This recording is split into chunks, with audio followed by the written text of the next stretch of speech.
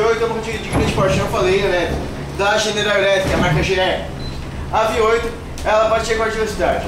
Um trem de passageiros em média bate de 60 até 100 km por hora.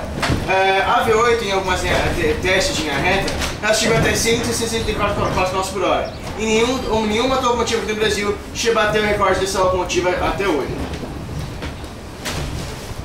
Aqui, essa casinha aqui é uma casinha de madeira pin de riga. Se os funcionários cuidavam desse pátio aqui, dormissem dentro dela. Nesse pátio aqui é um pátio original. Aqui, nessa casinha, quem morava nela eram os funcionários da ferrovia que cuidavam dela. Que cuidavam desse pátio.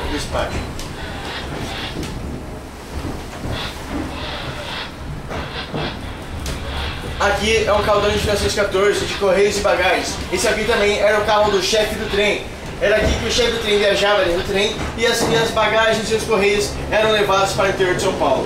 Esse aqui geralmente andava atrás da locomotiva e na frente do carro do carro-restaurante. Então era esse carro aqui que levava toda a bagagem e as cartas dos passageiros.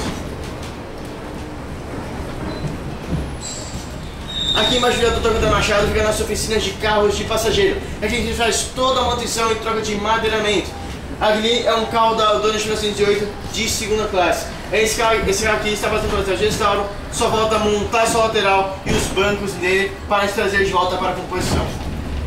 Esse pequenininho com símbolo X e SPR é o mais antigo do nosso acervo, é do ano de 1867, ano de inauguração da São Paulo Rail. Esse aqui é o Serra Break. O Serra Break é o antecessor do Loco Break. Aquele verdinho é aquele que estava lá no nosso acervo. Então, o Loco Break, o Serra Break e o Loco Break são tecnologias trazidas da Inglaterra para descer a Serra do Mar de Santos. Eram os dois que faziam a frenagem da Serra do Mar. Então, o Serra Break, ele só fazia a frenagem na Serra do Mar. Então, ele era só o trenzinho que fazia o freio do trem na Serra do Mar de Santos. Já o Loco Break, ele era uma locomotiva. Então, o Loco Break ele fazia tanto o serviço do break de frenagem na Serra do Mar, tanto o serviço de manobras de trens nos pátios tanto de Paranapiacaba, tanto nos pátios de Cubatão. Então o Loco Break é uma locomotiva um pouco mais moderna, então ele